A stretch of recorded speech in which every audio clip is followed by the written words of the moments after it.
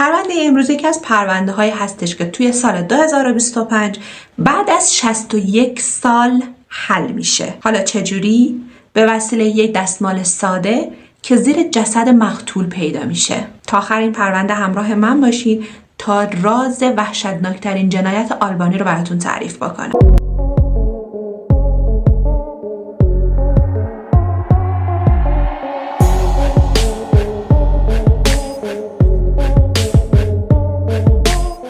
سلام رفقا، خوش اومدید به چنل خودتون. من نفیس هستم و اینجا براتون پرونده های جنایی رو تعریف میکنم.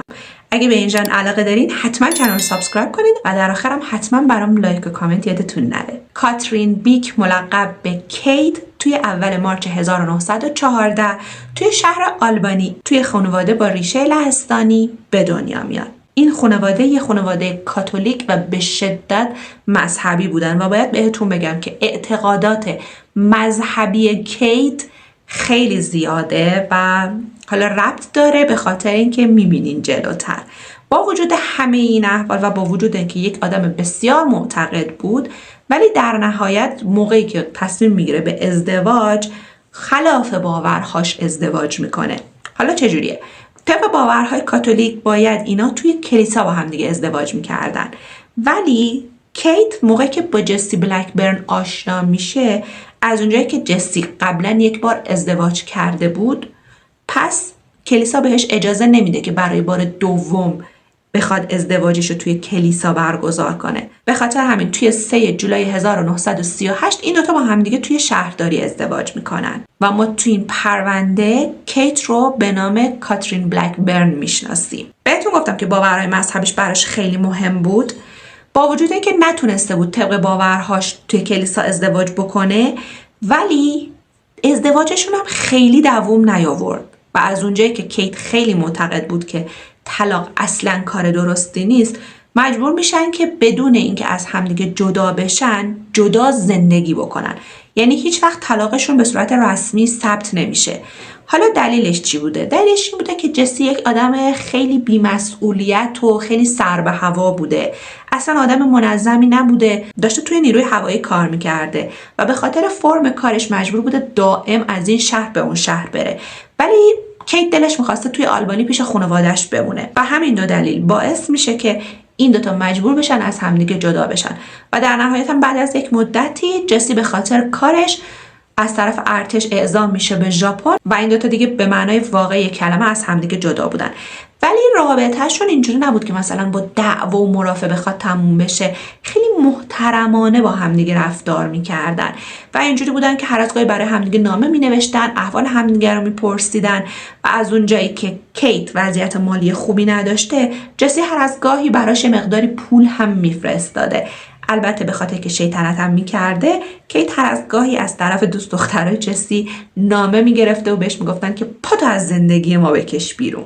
حالا همینطور که بهتون گفتم، کیت کاملا برعکس جسی یه آدم خیلی مسئولیت پذیر، قانونمند و از اون آدمایی بود که یه روتین زندگی رو برای سالها داشت انجام میداد و همه به خاطر همین قضیه میشناختنش، میدونستن که این آدم خیلی آدم مرتب و منظمیه. تقریبا 30 سالی بود داشت توی شرکت موهاک براش کار میکرد و به تازگی به سمت سرکارگر رسیده بود و برنامه‌ش هم اینجوری بود که هر روز با یکی از دوستاش به نام ماری با هم دیگه میرفتن سر کار و با هم برمیگشتن. ماری ماشین داشت و میومد دنبال کیت رو به خودش میبرد.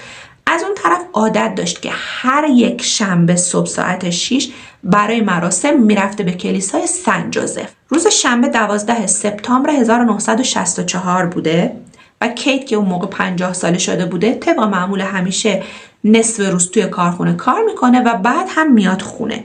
همسایه ها میبیننش که طبق روتین همیشش بعد از ظهر میاد بیرون و جلوی ایوون خونشون رو جارو میکنه و بعد میره تو، یه تلفن خیلی کوچولو به خواهرش میزنه.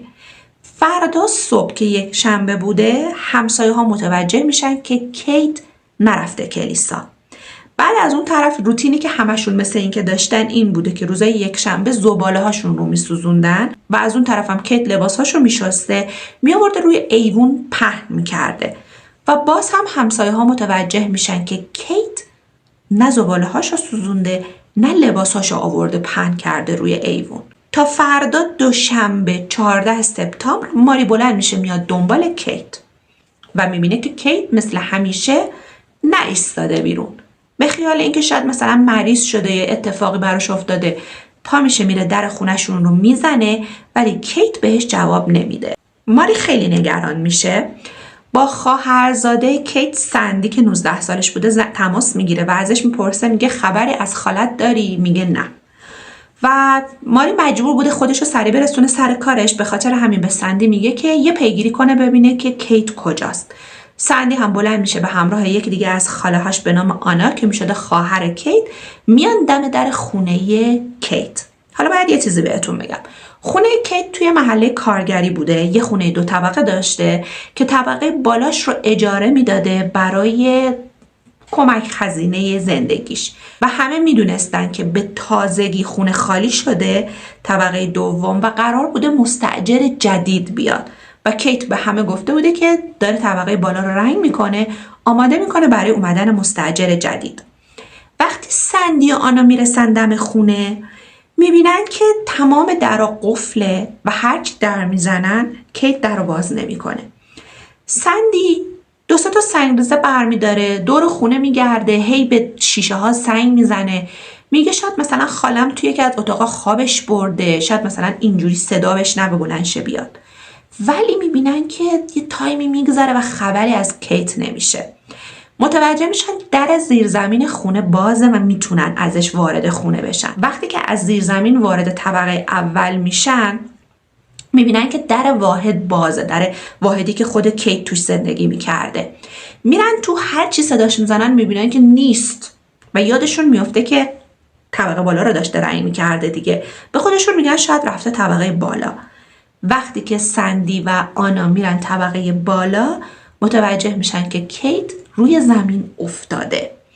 بلافاصله میان بیرون و سریع پلیس رو خبر میکنن. وقتی که نیروهای پلیس میرسن اونجا متوجه میشن که کیت به قتل رسیده. به خاطر همین به سندی و آنا میگن و خونه رو به عنوان صحنه جرم میبندن.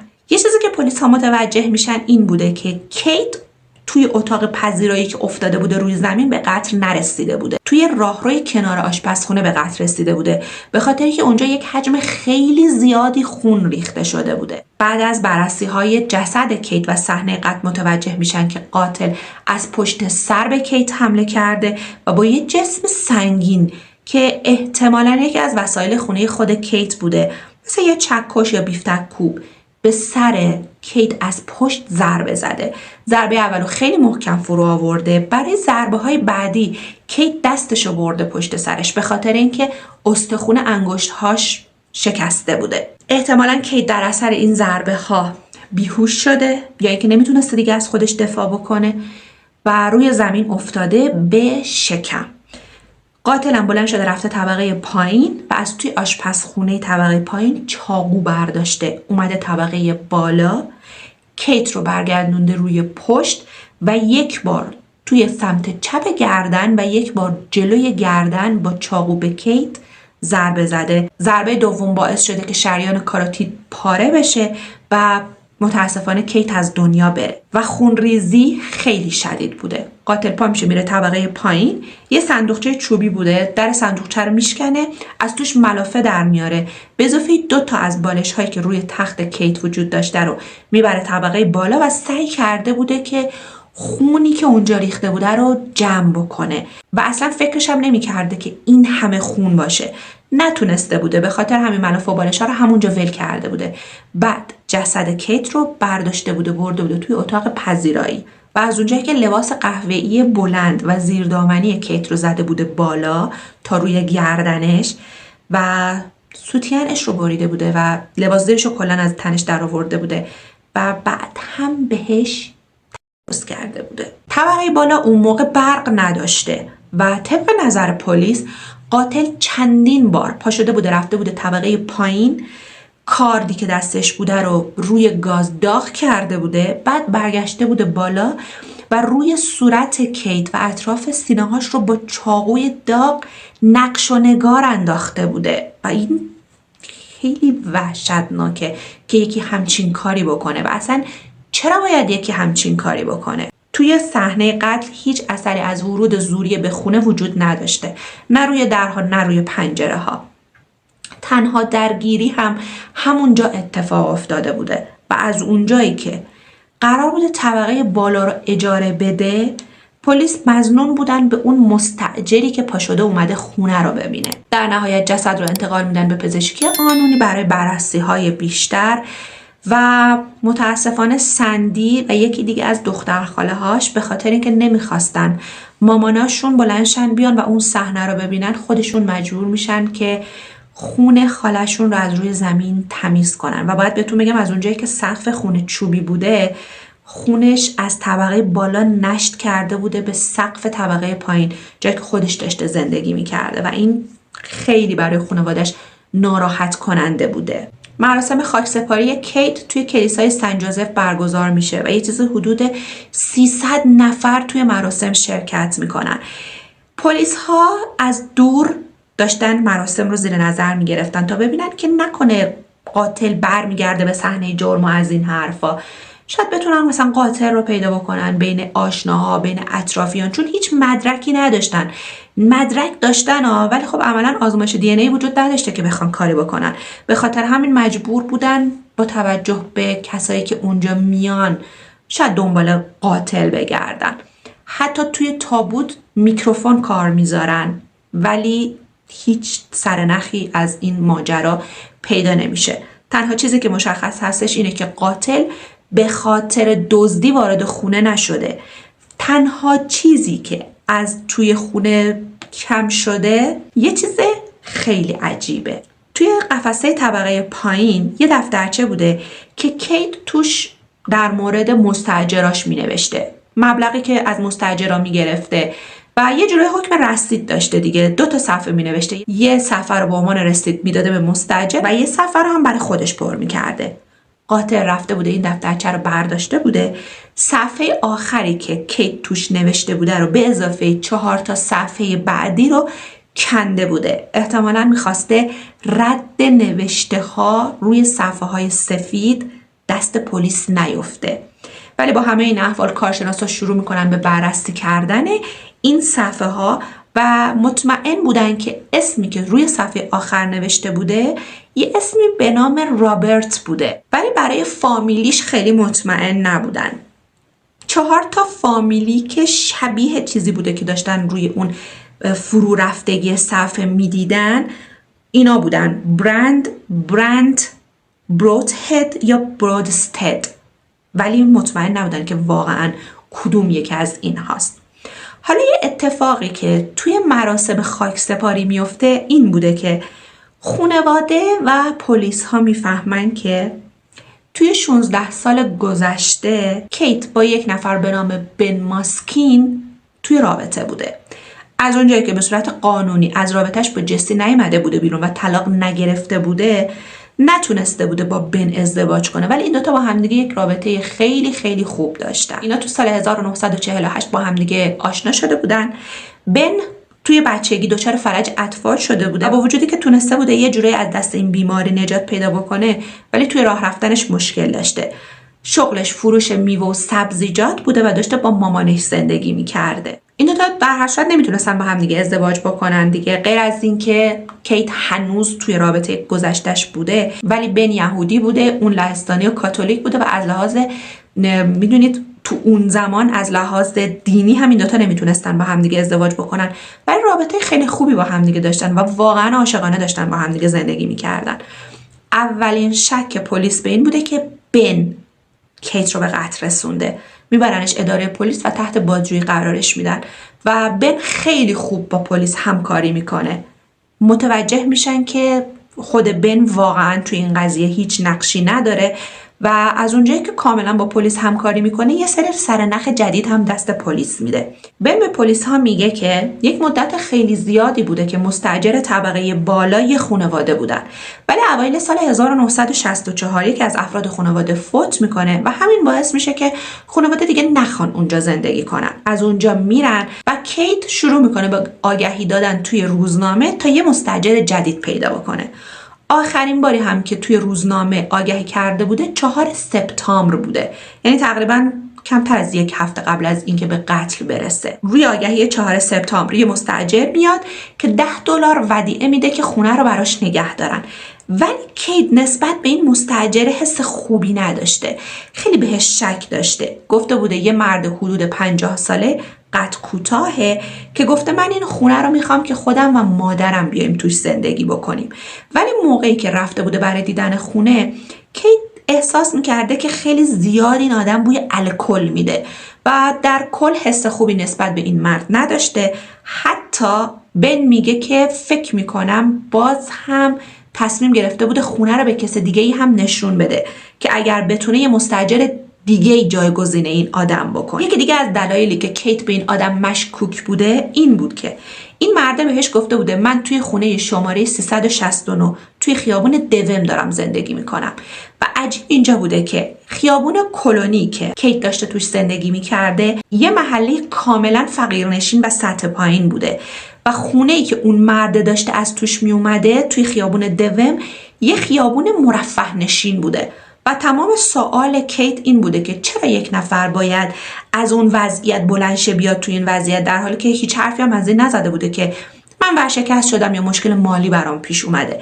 اینا باعث شده بوده که کیت نسبت بهش حس خوبی اصلا نداشته باشه و بخواد که دنبال مستاجر جدید بگرده. ببخشید. و این حرف بن درست بوده، به خاطر اینکه بیرون خونه کیت یه کاغذ پیدا کرده بودن پلیس که رو شماره خونه کیت رو نوشته بوده، شماره 117.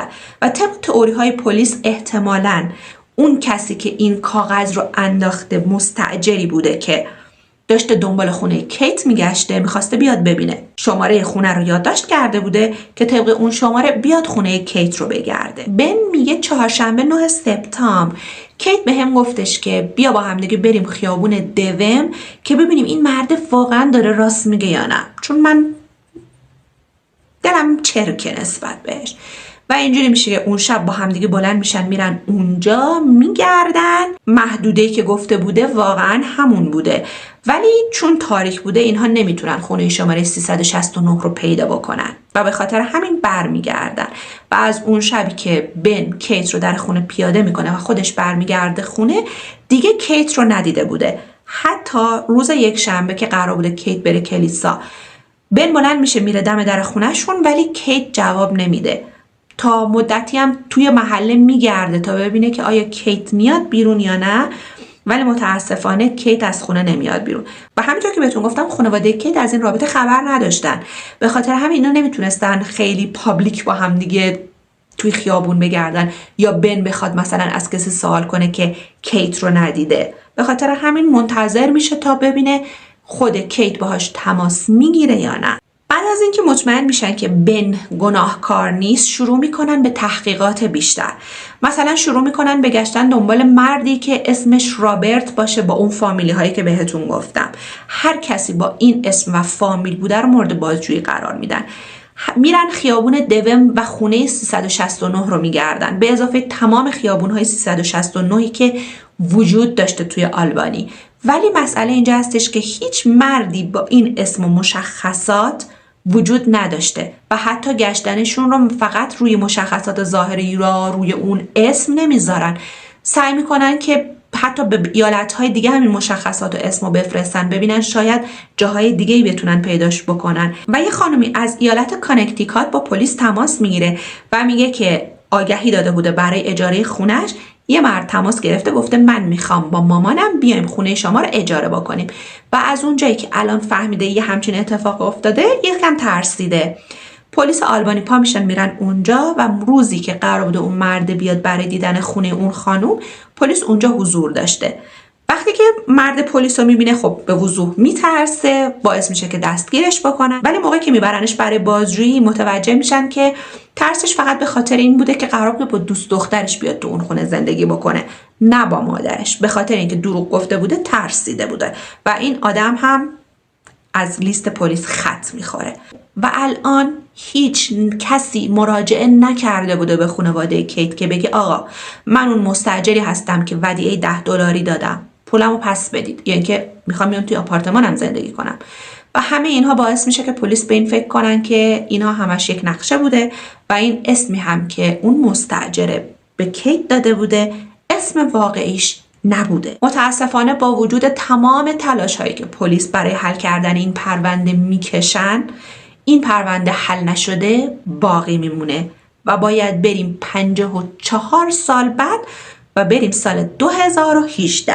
امروز ملیسا ماری فرمانده پلیس آلبانیه، ولی توی سال 2018 بازپرس توی بخش تحقیقات جنایی فارنزیک اینوستیگیشن برو توی اون اداره بوده. همون سال همسرش یه مهمونی دعوت میشه که توش بازپرس های بازنشسته حضور داشتن و توی اون مهمونی هر کسی در مورد یه پرونده حل نشده‌ای که خیلی ذهنش رو مشغول کرده بوده صحبت میکنه و اتفاقا یکی از پرونده هایی که توی اون مهمونی در موردش حرف میزنن پرونده کاترین بلکبرن بوده. وقتی همسر بازپرس ماری برمیگرده خونه این قضیه رو برای خانومش تعریف میکنه و از اونجایی که ماری بازپرس جنایی بوده میدونسته که پلیس از اون زمان مدارک رو حفظ کردن، میدونسته حتی قتل‌هایی که قبل از ماری اتفاق افتاده بوده هم هنوز مدارکش حفظه. به خاطر همین تصمیم میگیره که پاشه بره سراغ این پرونده و وقتی که میره سراغ پرونده متوجه میشه که یکی از بازمانده های این پرونده سندیه و وقتی که به شوهرش میگه میدونی سندی کیه؟ سندی همسایه‌مونه، همون خانومه که موقعی که سگمون رو میبریم بیرون میاد باهاش بازی میکنه و ذوقش میکنه. ولی از اونجایی که ماری میدونسته شاید نتونه به سرعت به نتیجه برسه، دلش نمیخواسته که سندی رو که الان حدود 60 خورده 70 سالش بوده رو اذیت بکنه، فکرش رو مشغول بکنه. به خاطر همین تصمیم میگیره بدون اینکه قضیه رو به سندی بگه خودش پرونده رو پیگیری بکنه، ولی مجبور میشه که این قضیه رو بذاره کنار به خاطر اینکه به سمت سروان ارتقا پیدا میکنه و میفرستنش یک بخش دیگه. توی نوامبر 2018 مرکز تحلیل پرونده های سرد توی کالج سنت روز آلبانی تأسیس میشه. سندی این خبر رو توی اخبار میشنوه و تماس میگیره با اداره پلیس و میگه که میخواد ببینه آیا میتونن در مورد پرونده خالش کاری انجام بدن یا نه. از اونجایی که سروان ماری اخیراً روی این پرونده داشته کار میکرده دوباره به سمت بازپرس پرونده منصوب میشه و پرونده رو میدن دستش که شروع کنه روش تحقیقات کردن. توی سال 2019 پرونده کیت رو توی فصل دوم پادکست مرکز تحلیل پرونده های سرد Upstate Unsolved معرفی میکنن تا شاید از اون زمان شاهدی وجود داشته باشه و بیاد در این مورد صحبت بکنه. در نهایت توی سال 2023 بودجه کافی برای تحقیقات روی این پرونده اختصاص داده میشه و اداره پلیس آلبانی با شرکت اوترهام توی تگزاس که آزمایشگاه پیشرفته DNA هستن همکاری میکنن و توی پرونده یه دستمال وجود داشته، یه دستمال که زیر جسد کیت بوده. این دستمال پلیس میفرسته به این آزمایشگاه و اینها موفق میشن. بذارید بهتون بگم، با استفاده از روشی به نام سیستم وت بک استریل DNA رو از حد دستمال استخراج کنن. خیلی جالبه و به وسیله این DNA یک پروفایل کامل DNA تهیه میشه. این پروفایل در اختیار پلیس FBI قرار میگیره و اونها موفق میشن از روی ژنولوژی این DNA قاتل رو پیدا کنن. اما متوجه میشن که قاتل توی سال 1998 از دنیا رفته. به خاطر همین با بازمانده هاش تماس میگیرن و قضیه رو باهاشون مطرح میکنن. اونا هم قبول میکنن که با پلیس همکاری کنن ولی نمیخوان اسمشون توی پرونده بیاد. میدونی خب صورت خوشی هم واقعا نداشته و بعد از اینکه آزمایش DNA انجام میشه پلیس متوجه میشن که دارن راه درستی میرن. به خاطر همین دستور نبش قبر قاتل داده میشه. جسد توی یکی از روستاهای آلبانی دفن شده بود و توی 15 سپتامبر 2025 یعنی 61 سال و یک روز بعد از پیدا شدن جسد کیت یه قسمتی از ران و یه قسمتی از بازوی جسد رو میفرستن برای آزمایشگاه و DNA مچ میشه. توی 8 اکتبر 2025 پلیس آلبانی اعلام میکنه که بالاخره پرونده کیت بلکبرن حل شده و قاتلش هم کسی نیست جز جوزف نوواکووسکی. حالا جوزف کی بوده؟ جوزف تو سال 1931 توی آلبانی به دنیا اومده بوده و طبق تحقیقات پلیس اینا اصلا همدیگه رو نمیشناختن. ولی جوزف یک لات بی سر و پای به تمام معنا بوده. بارها و بارها جرم انجام داده بوده و با پلیس درگیر شده بود. یعنی یک عالمه پرونده ازش توی اداره پلیس وجود داشته تا در نهایت توی سال 1973 توی شهر شنکتری نیویورک به یه زن مسن حمله میکنه توی آپارتمانش و به خاطر همین 7 سال میندازنش زندان. توی سال 1980 که از زندان میاد بیرون به مدت 18 سال دیگه هیچ جرمی مرتکب نمیشه تا در نهایت هم توی سال 1998 به صورت طبیعی میمیره. الان که دیگه مشخص میشه که این آدم یک مجرم سابقه دار هستش، دی ان ایش و هویتش توی بانک دی ان ای ثبت شده که اگر احیانا یک کولد کیس دیگه مورد بررسی قرار بگیره توی اداره پلیس آلبانی بتونن پیدا بکنن، اگر که سمپل دی ان ای از اون قتل ها داشته باشن بتونن پیدا بکنن و ببینن آیا این آدم باز هم جرمی انجام داده یا نه. در نهایت یک کنفرانس خبری برگزار میشه و افراد خانواده کیت میان از پلیس خیلی تشکر میکنن که بالاخره بعد از این همه سال تونسته پرونده کیت رو حل بکنن و اعتقاد داشتن که یک معجزه اتفاق افتاده. روح کیت الان دیگه در آرامشه. ولی خب مسئله اینجا هستش که هیچ وقت انگیزه قاتل مشخص نمیشه. یعنی هیچ وقت نمیفهمن که آیا این آدم مستاجری بوده که رفته اونجا همینجوری پا شده رفته، چرا رفته تجاوز کرده و به قتل رسونده و بعدم دیگه نتونستن پیداش بکنن. متاسفانه انگیزه قاتل معلوم نمیشه. منم مثلا خوشم نمیاد که انگیزه قاتل معلوم نباشه، ولی خب دیگه حالا معلوم نیست دیگه چیکار میتونم بکنم. اینم از پرونده امروز. خوشحال میشم نظرتون رو بچه‌ها در مورد پرونده و در مورد قتلی که اتفاق افتاده و قاتل و مقتول بنویسید. و از اون طرف اگر که تا الان چنل رو سابسکرایب نکردید حتما از این پایین دکمه سابسکرایب رو بزنید. لایک و کامنت قشنگتون به من خیلی انرژی میده. 2 تا پرونده دیگه براتون میذارم که فکر میکنم یکیش 100% مال پرونده سال 2024 که حل شده، چون میدونم سال قبلم یه همچین پرونده‌ای کاور کردم، حالا دقیق تو ذهنم نیست، یا یکی یا 2 تا هرچی هستش براتون میذارم. اگرم نه که قطعا یه پرونده براتون میذارم که اونم با آزمایش دی ان ای و حالا هوش مصنوعی اینا حل شده باشه، چون به نظر من خیلی جالبه که علم انقدر پیشرفت میکنه که میتونن بعد این همه سال پرونده ها رو حل کنن. دیگه هم این که همین دیگه، مراقب زیبایی‌هاتون خیلی باشید. یادتون نره دوستتون دارم و توی پرونده بعدی میبینمتون. فعلا